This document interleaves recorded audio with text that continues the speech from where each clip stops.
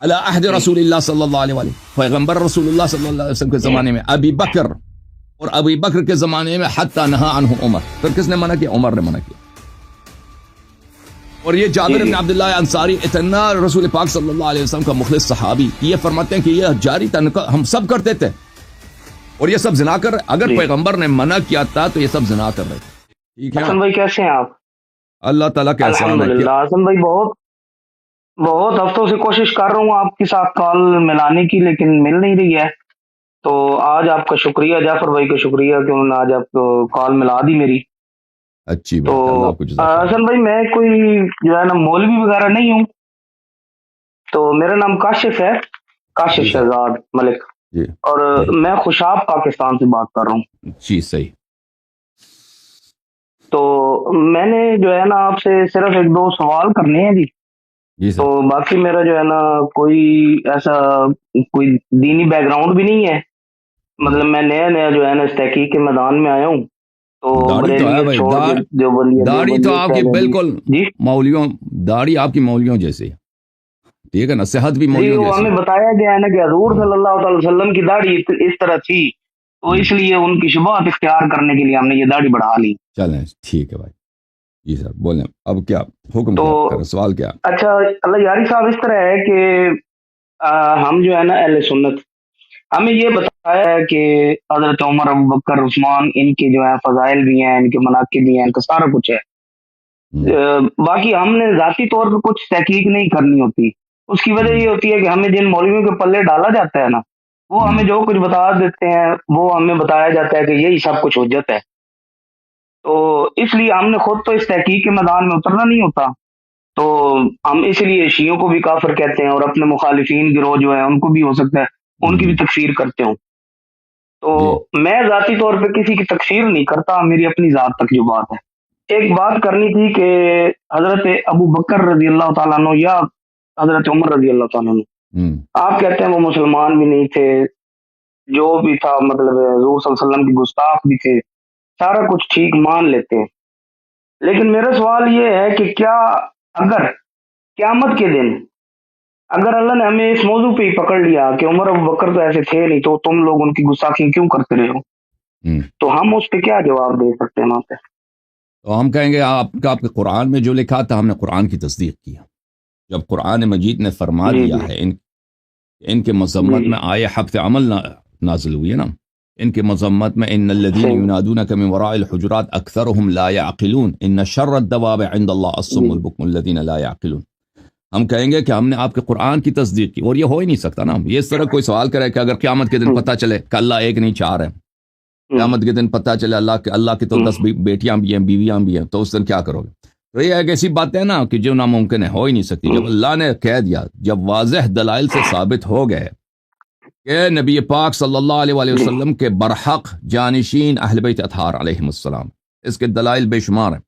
ان کے جو برحق خلیفہ ہے، وصی ہے، ان کے بعد جو برحق بلا فصل امام ہے وہ حضرت امیر المؤمنین علی بن ابی طالب علیہ السلام ہے. جب یہ ثابت ہو گیا ایک جانب، دوسری جانب سے یہ بھی ہوگا کہ یہ سیاست کے لیے، دنیا کے لیے ان لوگوں نے خلافت امامت پہ قبضہ کیا ہے، اور ان کے ہم نے آپ کی اپنی کتابوں سے ان کے کارنامے ثابت کیے ہیں.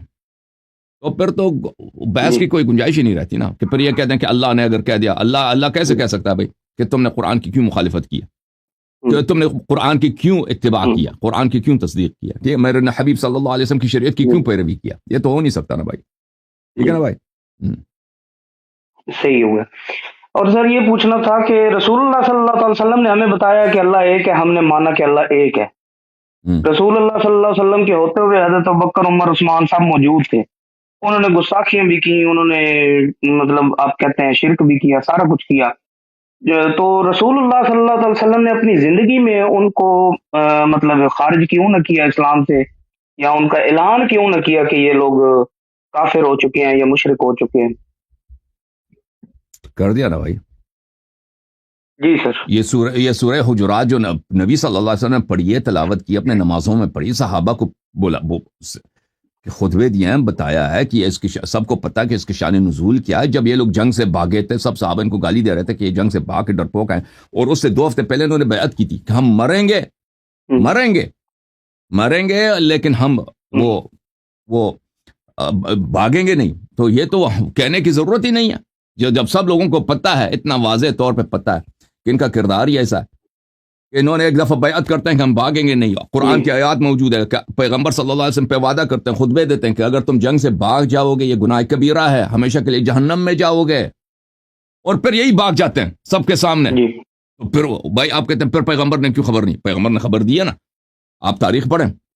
آپ لوگ کیوں تصدیق نہیں کرتے؟ پیغمبر نے بولا ہے, اللہ نے بولا ہے, وہ باتیں بہت واضح ہیں. تعجب یہ ہے کہ آپ اپنے آپ کو امتی بھی کہتے ہو, داڑھی بھی رکھتے ہیں نا, کہ یہ نبی صلی اللہ علیہ وسلم کی سنت ہے, لیکن ان کی اصل سنت جو ہے اس کو مانتے نہیں ہیں, ان کی اصل بات کو تو مانتے نہیں ہیں. ٹھیک ہے کہ نہیں؟ صحیح ہو گیا. اچھا سر, ایک بات مجھے یہ پوچھنی تھی کہ متع کے متعلق. متع ہم نے جو بچپن سے سنا ہے کہ متع جنگ خیبر کے موقع پہ حرام ہوا تھا. حضرت علی کی ایک حدیث ملتی ہے جس میں انہوں نے فرمایا تھا کہ جنگ خیبر کے موقع پر رسول اللہ صلی اللہ علیہ وسلم نے عورتوں سے متع اور گدھے کے کھانے کو حرام قرار دے دیا ہے. جی, جہاں تک گدھے کے کھانے کا تعلق ہے, آپ کے لیے حجت نہیں ہے. جی میں آپ کو بتا دیتا ہوں, آپ کی احادیث ہم پہ حجت نہیں. جہاں تک گدھے کا تعلق ہے تو وہ نبی صلی اللہ علیہ وسلم نے منع کیا تھا, اس لیے کہ لوگوں کو ضرورت تھی گدھوں کی. گدھے ادھر ادھر سامان لے جانے, وہ تحریم نہیں کیا تھا, پیغمبر نے عارضی طور پہ منع کیا تھا. تو یہ ایک نسخ, حکم کا نسخ نہیں ہے, یہ عارضی طور پہ ایک منع ہے. جہاں تک متع کا تعلق ہے میرے محترم بھائی, تو آپ کی اپنی کتابوں میں آپ کو بہت سارے دلائل دے دیتا ہوں کہ متع کو پیغمبر صلی اللہ علیہ وآلہ وسلم نے منع نہیں فرمایا. اچھا, اور اس کو بعد میں منع کیا گیا. اور یہ جو آپ نسبت دیتے ہیں نا کہ جنگ خیبر کے موقع پر رسول اللہ صلی اللہ علیہ وآلہ وسلم نے اس کو منع کیا, یہ ایک جھوٹ ہے, ایک تہمت ہے. پہلی بات ہے کہ متع کی جو حلیت ہے وہ قرآن میں, فَمَسْتَمْتَعْتُمْ بِهِ مِنْهُنَّ فَآتُوهُنَّ أُجُورَهُنَّ فَرِيضَةً. جن عورتوں کے ساتھ تم متع کرو تو ان کو ان کی تنخواہ دے دو, ان کی اجرت یعنی تنخواہ ان کو دے دو. اور قرآن میں ہمیں کوئی آیت دکھائیں کہ یہ جو ہے اس کو اللہ تعالیٰ نے قرآن میں کہیں نسخ کیا. تو قرآن میں تو اس کی کوئی نسخ نہیں ہے. جہاں تک سنت کی بات ہے, صحابہ کرام کی اپنی باتیں بہت واضح ہیں کہ یہ کبھی نسخ نہیں ہوئی. میں آپ کو اس مسلم کے دکھا دیتا ہوں, اور اس بحث اس میں بہت طویل کر سکتے ہیں, لیکن طویل بحث کرنے کی ضرورت نہیں ہے. ملاحظہ فرمائیے, یہ کتاب ہے صحیح مسلم, چھاپ دار ہے دار الفکر, کتاب چھپی ہے سنہ 2010 دار الفکر بیروت لبنان میں. باب نکاح المتعہ, باب نکاح المتعہ, متعے کی نکاح کی باب. یہاں پر جو پہلی حدیث ہے عبداللہ ابن مسعود سے. عبداللہ ابن مسعود بہت ہی فقیہ صحابہ, بہت ہی عالم صحابہ اور قاری قرآن, جن کا متعلق رسول اللہ صلی اللہ علیہ وسلم کی حدیث ہے خود بخاری میں. من احب یا من سرہ ان یقرأ القرآن غضا کما انزلہ اللہ فلیقرأ بقراءۃ ابن عبد. جو چاہتا ہے کہ قرآن کو اسی طرح تازہ فریش پڑھے جیسے اللہ نے نازل کیا, وہ ابن مسعود کی تلاوت پہ قرآن سیکھے, اس کی تلاوت پہ قرآن پڑھے. اچھا, یہ خود کہتے ہیں کہ ہم رسول پاک صلی اللہ علیہ وسلم کے ساتھ جنگوں میں جاتے تھے. ہم نے کہا ہمارے پاس عورتیں نہیں ہوتی تھی, ہم نے کہا کہ خسی کر دیں, تو پیغمبر نے منع فرمایا, نبی صلی اللہ علیہ وسلم نے منع فرمایا. پھر انہوں نے ہمیں اجازت دی کہ ہم کسی عورت کے ساتھ نکاح کر دیں اجل تک. ان ننکح المرأة بالثوب الى اجل, ایک ثوب کے بدلے میں ایک کپڑا, جو ایک دھوتی وغیرہ جو ہوتا ہے, دھوتی کو عرب ثوب بولتے ہیں, ایک کپڑا, 1-2 میٹر کپڑے کے بدلے میں کسی عورت کے ساتھ ہم نکاح کر دیں. الى اجل, نکاح کر دیں, وہ نکاح جو ٹیمپرری ہے, جس کا ایکسپائری ڈیٹ ہے, اجل بولتے ہیں ایکسپائری ڈیٹ کو, اس کا ایک مدت انقضاء ہے کہ وہ اس کے بعد پھر وہ خود بخود ختم ہو جاتا ہے. اچھا, ثم قرأ عبداللہ, اس کے بعد عبداللہ نے تلاوت کیا یہ آیت, یا ایھا الذین آمنوا لا تحرموا طیبات ما احل اللہ لکم ولا تعتدوا. اے ایمان والو, تم, یہ اس آیت کا متع سے تعلق ہی کیا ہے؟ عبداللہ یہ پڑھ رہا ہے, عبداللہ بن مسعود جو یہ آیت پڑھ رہا ہے اس کا تعلق ہی کیا ہے؟ کیونکہ بعض لوگ کہتے ہیں یہ حرام ہے. اس آیا کا متع سے کوئی تعلق ہی نہیں ہے. آیا کو دیکھو, آیا کہتا ہے کہ وہ چیزیں جو اللہ نے طیب بنایا ہے, حلال کیا ہے, تم اس کو حرام نہ بناؤ. یعنی عبداللہ ابن مسعود مخالفت کا اظہار کر رہا ہے کہ اس کو پیغمبر نے کبھی حرام نہیں کیا. ان اللہ لا يحب المعتدین، اللہ تعالی حد سے تجاوز کرنے والوں سے محبت نہیں کرتا۔ پھر یہاں پہ ملاحظہ فرمائیے، جابر بن عبداللہ کہتے ہیں، جابر بن عبداللہ مسلم میں حدیث نمبر 1405، كنا نستمتع بالقبضة من التمر والدقيق الأيام، بہت سالوں سال روزگار بہت زمانہ ہم آٹا دے کر عورتوں کے ساتھ کچھ آٹا دے کے یا ایک مٹھی بھر کھجور دے کے کسی عورت کے ساتھ ہم کیا کرتے ہیں، متع کرتے علی عہد رسول اللہ صلی اللہ علیہ وآلہ، پیغمبر رسول اللہ صلی اللہ علیہ وسلم کے زمانے میں، ابی بکر اور ابی بکر کے زمانے میں، حتی نہا عنہ عمر، پھر کس نے منع کیا؟ عمر نے منع کیا۔ ٹھیک ہے نا بھائی، جو اللہ کی شریعت کو چینج کرتا ہے۔ تو مجھے بتاؤ نا بھائی، اگر یہ صحابی اتنا جلیل القدر صحابی عبداللہ ابن مسعود جیسا فقیہ اور عالم صحابہ میں بہت کم ہے، بہت کم ہے، اور یہ جابر بن عبداللہ انصاری اتنا رسول پاک صلی اللہ علیہ وسلم کا مخلص صحابی، یہ فرماتے ہیں کہ یہ جاری تنقل ہم سب کرتے تھے، اور یہ سب زنا کر رہے، اگر پیغمبر نے منع کیا تھا تو یہ سب زنا کر رہے تھے۔ اگر ایک چیز باطل ہے، نکاح ہی نہیں ہے، وہ یہ سب زنا کر رہے تھے تھا اس وقت تک کہ عمر نے منع کیا ہے۔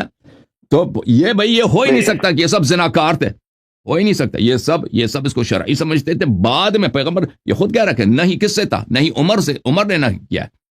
اچھا، یہ آپ کی خدمت میں ایک مختصر طور پر، تو اس میں ایک طرف سے تو متعے کے جواز ہے، دوسری طرف بلی ام لہم شرکاء شرعوا لہم من الدین ما لم یأذن بہ اللہ، اللہ تعالیٰ فرماتا ہے جو دین میں بدعت داخل کرتا ہے، دیکھو اللہ کے احکام کو چینج کرنا، ابھی میں آ جاؤں نا آپ کے لیے کوئی شریعت بنا دوں تھوڑی موٹی سے، کہہ دوں کہ بھئی یہ مستحب ہے، یہ واجب ہے، مثلا ماہ رمضان کا روزہ واجب ہے، میں کہہ دوں کہ بھئی ایک اور ہے، ایک اور مہینہ کہہ دوں ذوالقعدہ میں بھی روزہ واجب ہے، ٹھیک ہے نا، اپنے سے کچھ اضافہ کروں، تو جو اللہ کی شریعت کو چینج کرتا ہے، ام شرعوا لهم من الدین ما لم یأذن بہ ام لهم شرکاء شرعوا لهم ما لم یأذن بہ اللہ، یا ان کے پاس کوئی اور بھی رب ہیں، ان کے پاس اللہ تعالیٰ وحدہ لا شریک کے علاوہ اور بھی خدائیں ہیں، بھگوان ہیں، جو انہوں نے اجازت دی ہے کہ تم بھی شریعت بناتے جاؤ۔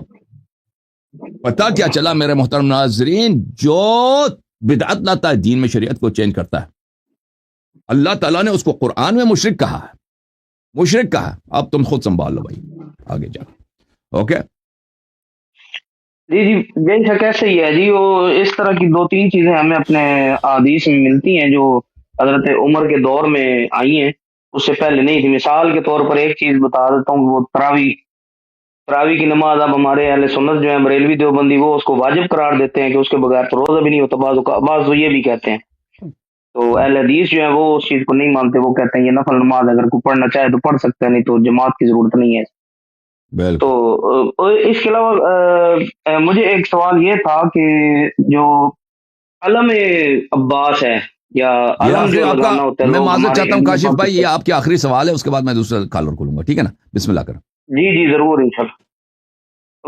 میں یہ صرف پوچھنا چاہتا تھا کہ جو علم ہے، علم کی کیا تاریخ ہے، اور یہ جو ہمارے یہاں پاکستان انڈیا میں جو ہوتا ہے نا جی، علم چھتوں پہ لگاتے ہیں، اس کے نیچے وہ دیے وغیرہ جلائے، اس کے سامنے کھڑے ہو کے دعائیں وغیرہ کی، اس چیز کی ذرا مجھے کچھ وضاحت فرما دیں۔ دیکھیں علم جو ہے تو یہ رسول اللہ صلی اللہ علیہ وسلم کی سنت ہے، پیغمبر صلی اللہ علیہ وسلم کی علم، جنگوں میں جاتے تھے علم نکال کے جاتے تھے، اور یہ علم اسلام کی عزت، اسلام کی شوکت اور اسلام کی نصرت کی نشانی تھی۔ یعنی جہاں پہ علم ہے، یعنی وہاں پہ ایک سیف ایریا ہے، وہاں مسلمانوں کا جو نیوکلیس ہے، مسلمانوں کا جو مرکز ہے وہاں پر ہے، اور یہ علم جب تک بلند ہے، یہ علم جب تک لہرا رہا ہے، یعنی مسلمان ابھی شکست نہیں کھائے، مسلمان ختم نہیں ہوا۔ اگر یہ علم گر گیا، یہ علم ٹوٹ گیا، تو اس کا مطلب ہے کہ مسلمانوں کی لشکر بکھر گئی، ختم ہے۔ تو مسلمان اگر لشکر والے کوئی زخمی ہو جاتا ہے، کوئی دور اس کو کفار گھیرے میں لے لیتے ہیں، تو اس کی کوشش یہی ہوتی ہے کہ واپس آ جائے، جو اصل لشکر ہے اس کے ساتھ مل جائے تاکہ سیف رہے۔ اور یہ رسول اللہ صلی اللہ علیہ وآلہ وسلم نے ہر جنگ میں انہوں نے علم کس کو دیا؟ امیر المؤمنین علی بن ابی طالب علیہ السلام کو۔ ایک جنگ بدر حمزہ کو دیا تھا، اس کے بعد حمزہ شہید ہو گئے تھے، پھر سب جنگوں میں امیر المؤمنین علیہ السلام کے دست مبارک میں علم ہوا کرتا تھا، اور علم اس کے ہاتھ میں ہوتا تھا جو لشکر کا کمانڈر ہو، جو لشکر کا لیڈر ہو۔ تو یہ رسول پاک صلی اللہ علیہ وسلم کی سنت ہے۔ اور پھر امام حسین علیہ السلام کا بھی علم تھا کربلا معلیٰ میں۔ تو ہم جو شیعہ علم رکھتے ہیں وہ رسول پاک صلی اللہ علیہ وسلم کی سنت پر، حضرت امام حسین امیر المؤمنین علیہ السلام کی سنت پر، کہ ان کی علم ہے۔ اور اس دکھ میں کہ یہ رسول پاک صلی اللہ علیہ وسلم کی علم جو ہے کربلا میں ٹوٹ گئی، یہ علم جو ہے زمین پہ گر گئی ہے، تو شیعہ اب اس کو بلند رکھتے ہیں کہ مولا ہم آپ کے علم کو اپنے سینوں پر، اپنے آنکھوں پہ بلند رکھیں گے، اور علم آپ کا بلند ہے جب تک دنیا ہے، پیغمبر کا علم بلند ہے، امیر المؤمنین علی علیہ السلام کا علم بلند ہے، امام حسین علیہ السلام کا علم بلند ہے، پنجتن پاک کا علم بلند ہے، تو یہ اس کی ایک نشانی ہے، اس کی ایک نشانی ہے، ٹھیک ہے نا میرے بھائی؟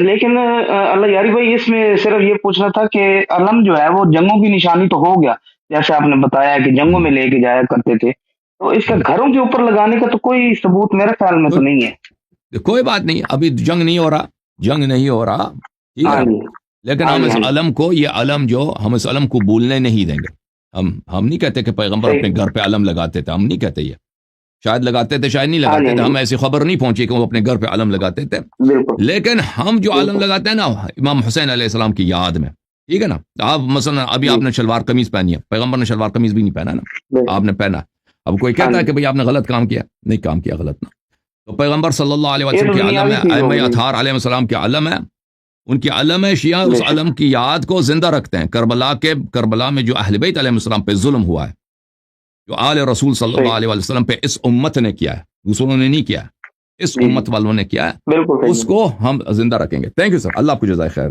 سلامت رہو، بہت شکریہ، اللہ حافظ۔ Thank you.